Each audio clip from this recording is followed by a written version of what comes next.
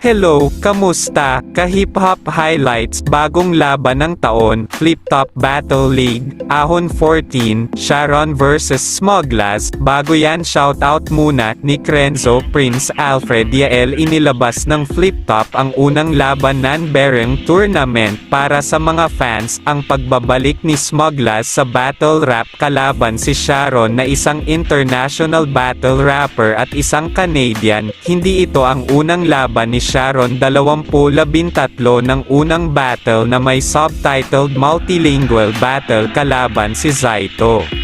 Napaka-classic ng battle na ito para kay Smoglas sapagkat alam naman natin na isa sa artista gumaganap sa teleseryeng Batang Quiapo na pinagbibidahan ni Coco Martin at andito rin sa laban na ito ang mga co-star sa teleserye. Ito ang all 3 rounds ni Smoglas laban kay Sharon. Kung nais ninyo magpa-shoutout sa next vids natin mga ka-highlights, just comment down below kung nais mong makatulong mga ka-highlights. Wag mo kalimutan mag-subscribe for more video. Salamat. Heto na Smoglas all 3 rounds.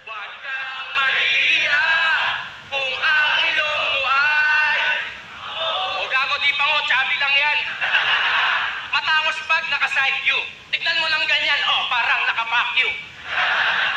Dito, pagingay! Ames you, Anegma. Pilipinas kayo ng pitpit na bandera. Kaya talagang alam mong kakasa.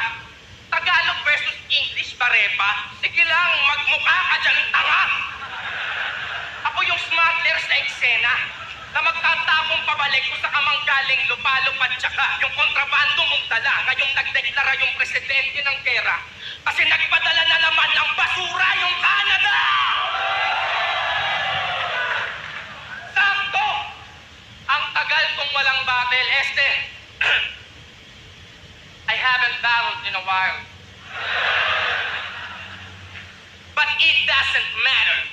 You're the one from Toronto, but I am the rapper. Rapper/actor. You look like a sad banker. Wanna be backpacker. All you do all day is withdraw, deposit, and cash transfer.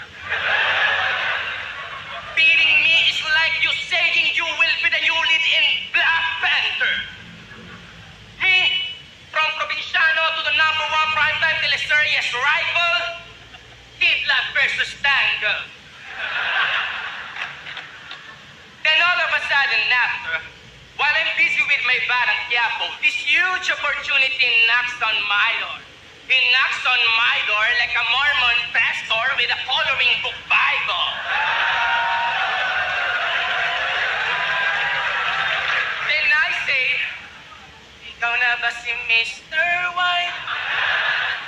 Are you Sharon? It's nice to meet you, sir. Can you please raise your hand? Utang ina mo, hold up to! Sorry. Kala ko taping ka. Nag-PM kasi si Arik Battle kahapon. Tinanong ko kung kailan at yung venue kung saan. Kala ko pa naman Eminem na MCK lang pala. Bah! Etol ako dyan. Tinanggihan ka ni Lungi. Senior Shelly, tas ako yung sumalo. Baka ungrateful ka pa niyan. Wala ka pa sa Pinas Brad. You're welcome in advance na agad. Hoy, mag-thank you ka naman! So ngayon, anong gimmick? Smoglas versus anak sa labas ni Redford na 15 years na naging win. Sadyang, ang dami na nagbago sa mga naging taon. Yung player yun na dating pang barangay lang yung international na, di ba? Ang laking talon. Sa sobrang excite, parang ang sarap pagmura ng malutong ng adi ganon. Pero hahype na din to sa sarili niyang mantika sa rason na machichicha si Sharon ngayon na parang chicharon. Sharon? Chicha? Si Sharon? Alam ko namang expected nyo na yon. Pero alam nyo ba kung bakit siya tinawag na Sharon? Ikaw, alam mo kung bakit siya tinawag na Sharon? Kasi parang Canada, Philippines, kaya pala Sharon. Kasi tanga-tanga na siya dito, bobo ka Sharon! Seryoso sa mga di nakakakilala kay Sharon, isa tong sikat na Canadian battle MC mula sa KOTD. Bumabattle overseas para tumulong, papalawak ang rap battle scene. In short, puraot ng views. Sir,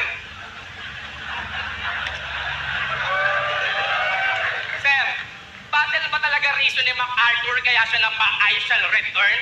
O baka naman may collab sila ni Foreign Germs magko-content ng poverty burn. Parang ganun din naman di ba? Kunwari, bukas palad. Tumutulong, pero mabilis kong natus. At abis ko ay sus. Kulang na lang sabihin niyang palimus po ng Diyos. Tangina, Tagalog versus English, nosebleed, yun ang akala niyo po. Nang malaman kong Tagalog versus English, solid, puta, babaha ng dugo. This is gonna be a bloodbath.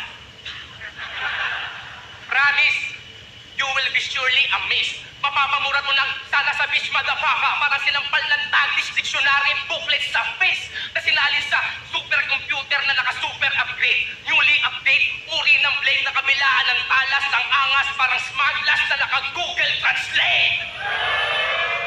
Speaking of translate, dapat pala sinama ko si Badang, no? Para on the spot yung Tagalog to English, itinatranslate niya. O kaya nagsama ako ng mga geng-geng, red and blues, para may tiga-sign language pa. Pero ang tanong, paano ko titindihan? Kung di maintindihan? Kung ano na lang masabi ba ay papanindigan sa gati mo dapat ikis mo dapat ikot dapat iko ka na. Tapalak to kunong suling matabo. Tapalak to kunong turing matabo. Tapalak paraga sumpa kalaga to kunwari punchline to sabay-sabay sigaw kayo!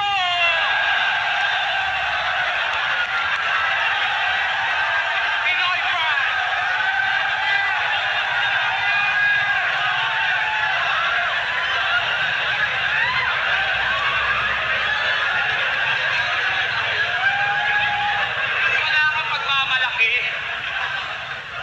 Wala kang pagmamalaki. Ito may kaya na nakatakong. Bilisan mo pa na konti para makaabot sa tindalawa sino naghahabol na balago. Kung di mo natanong, kwento mo sa pagong. Walang tama panatis kaya asahan na ngayong mababaong ka sa Tagalog. Rap na parabang tilibigan na buhay na ito siya mang nakabarong sosyal. Tangina, mali ka kung akala kung ikay sinuswerte sa akin. Paggamit mo ng cookies at balat mo ng strat, di na po pwede sa amin. In English, white power ain't gonna fly here like the Duterte admin. Mainit na tinanggap pero uuwi kang malamig. Ang trato namin asta. Joke lang, parang tokhang ang patayan mas pa. Sa pinasok mong gera yan, nasa ka man mahiblay dyan. Banda kung badi pag uso sa inyo, iho dito balikbayan. Baka! Bago!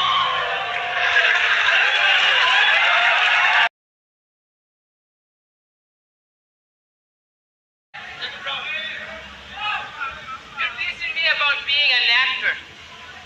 The fuck you care how I grind mine? I've made a lot of money for the past 6 years dominating the prime time. Shout out to Coco Martin. He said, maputi ka lang daw pero yung bayag mo kulay chocolate din. At alam nyo ba, bukod sa kanyang pag-i-Ingles, ako'y labis na nai-impress. Kasi kaya niyang magribat ng 10 parang nagbibinatang 3GS. According to statistics, Canadian men are naturally blessed with large cocks. They say it's long, but thin like the straw from the Starbucks. Very soft and plastic and even do hard pop. In Tagalog, makahekta ko matot. Your penis is like your whole description in 2 words. Malaki na malambot.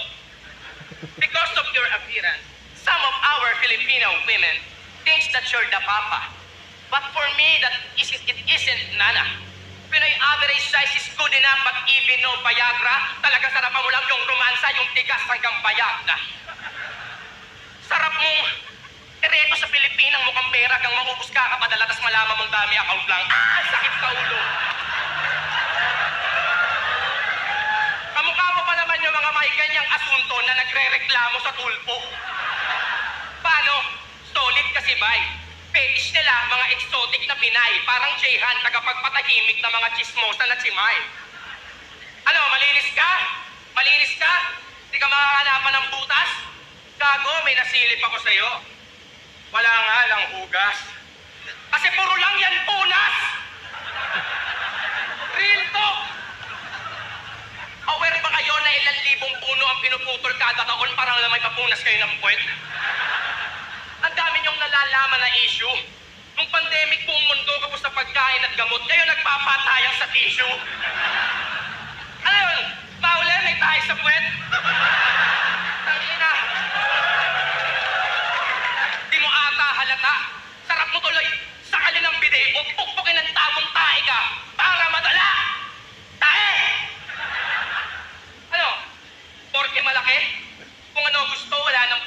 agawat? Minamaliit pa ako, tingin niya sa matchup namin, David Goliath. Ano? David Goliath? Eh kung hampalusin mo kaya yung pagmumukha mo ng baby na siya yan?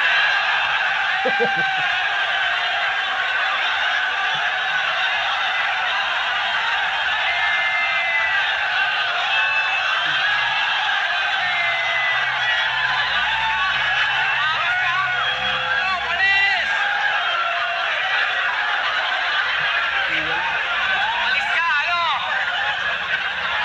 Wala, balik siya, balik siya, balik siya. Maangas eh. Alam mo, ako sa sobrang angas,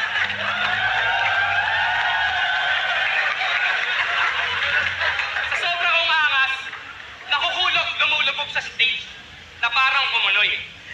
Ikaw sa sobra mong angas, nantatapik ka ng sombrero sa stage. Nasampal ka tuloy. Real talk, search nyo, Sharon versus Kay Shine. How ironic na sa gitna ng kanyang Jesus impersonation, siya inabot, mga sir, karma. Kasi pag sampal sa mukha niya, yung mukha niya parang pinako sa pader. Remember that? You versus Kay Shine, when you try to smack his snap back, he slapped you right back.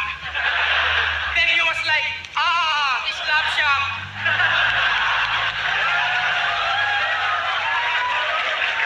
Ano, gusto niyo na ba? Tirahin ko na, Englishin ko pa? Wala kang tiwala. O, sige, try natin. Hoy, nerdo na mukhang laging mag-isa. Pati mo muna subukan magmumog para merong ibuga bago ka mag-feeling like gold. Hey, nerdy guy. Why you don't try to gargle Stonecroft first in mind to brush your teeth so you don't feel alone? Nagpagupit ka lang ng ganyang kilamang Silvestre. Alam mo, mas maangas ka na. O hindi pwede, Sharon. Don't act up right now just because you got your man cutted by the famous parlor David. No, Sylvester Stallone! Sorry, akin. Pag ako, English, subok, barok, pero walang mintis, suntok, pasok, di man sigurado kung tama, pero sigurado yung tama. Eto, gumaling lang naman mag-English kasi addict sa Peppa Pig nung bata. Kaya pala ang nipis ng apog. Sige nga kung talagang magaling kang mag-English, anong English ng Tagalog? Oh, di mo alam kung tangina mo. Mukha kang solo member ng boy band na disbanded na pero gumigit sa bar. Alam ba na favorite mong music instrument? Autistic guitar. Dito ka, parehas lang tayong may amats. Pero yung sa'yo walang babaan, mali ang gago. Anong espesyal sa'yong mga espesyal na katangian ka ko kung naging espesyal ka lang dahil di ka normal na pangkaraniwang tao? In short, you're just nothing but a second grade, trying hard, Canadian Ojiwan.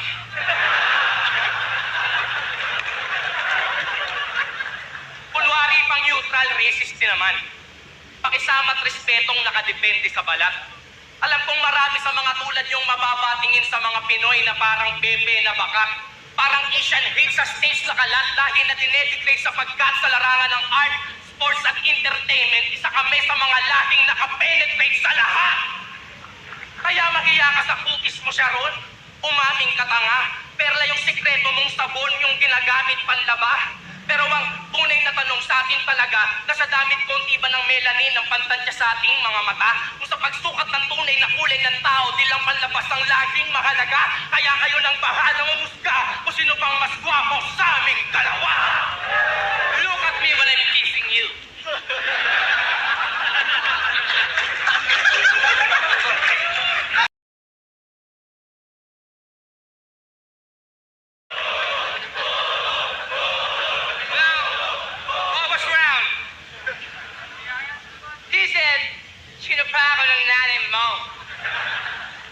I don't care. Because that's not my mom. That's Enigma when his luga is hair.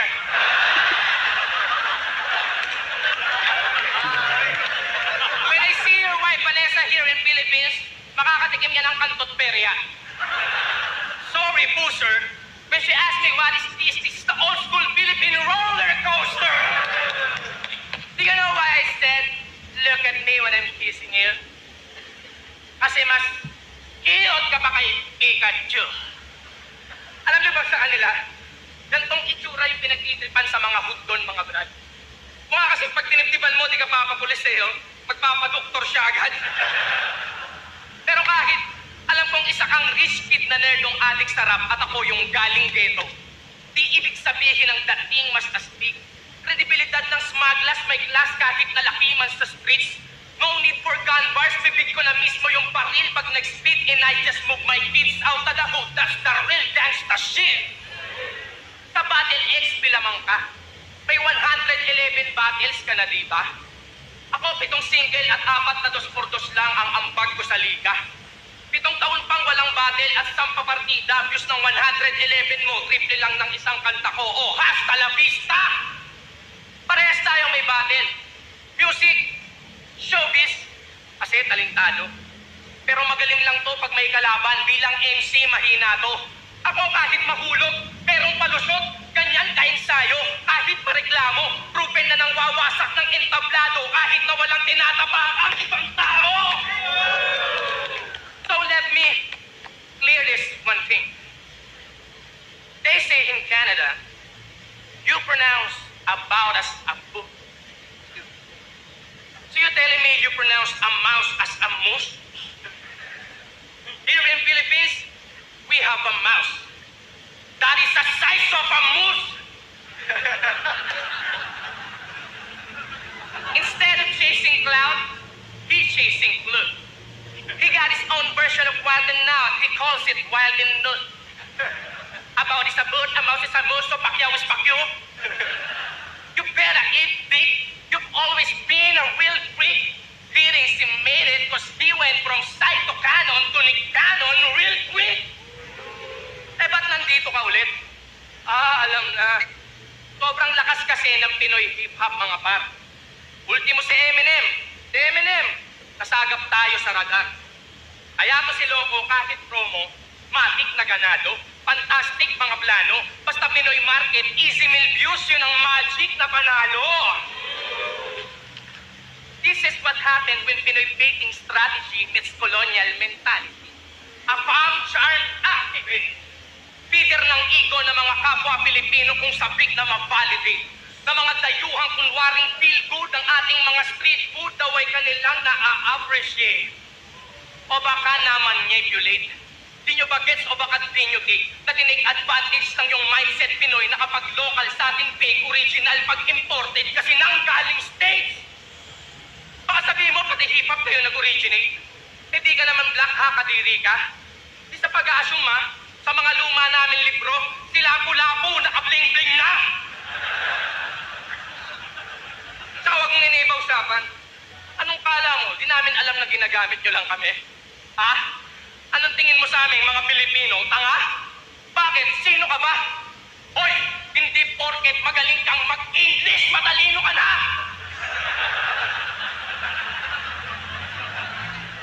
2013, lumaban ka na kay Scam at Saito dito, di ba? Pero nakatikim siya ng 8 million views to sa subtitle battle nila. Oo. Ako nang mag-e-expose kung di nyo napansin. Baka sakali na ma-realize din talagang kadiri as in na this fucking kid from the can of Alaska is just milking our scene. Oh! Look at me when I'm kissing you. Pipilit na itago, bisto. Yung reaksyon may halong piso, parang mga foreign reaction video.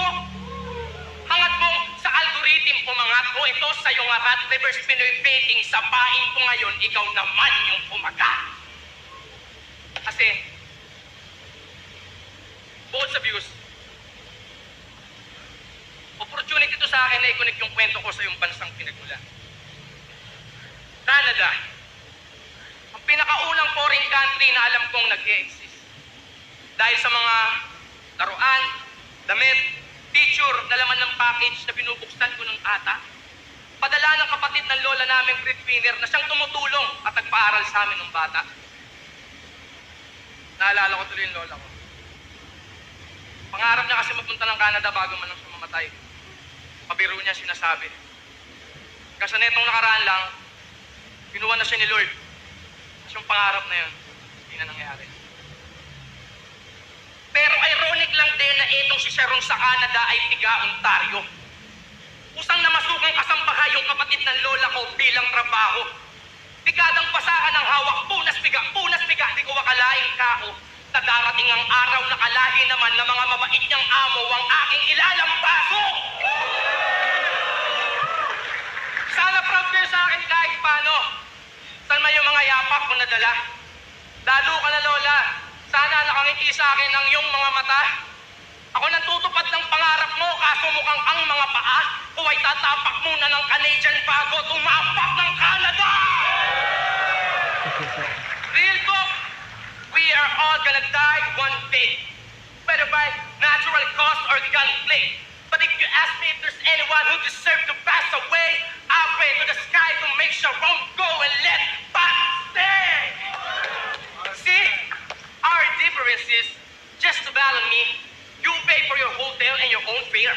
When I battle you and KOTD, they probably even pay me to go there. So let's just make this battle more classic, like it's fucking nostalgic. When you go back to Canada, tell that fagot organic, the real king of the nuts is our boss, Ari.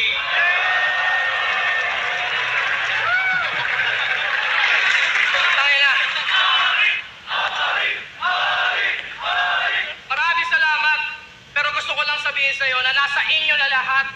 Pera, gamit, gulay, prutas, mamahaling karne at bigas. Pero wala kayo dong smugglers na meron ng Pinas.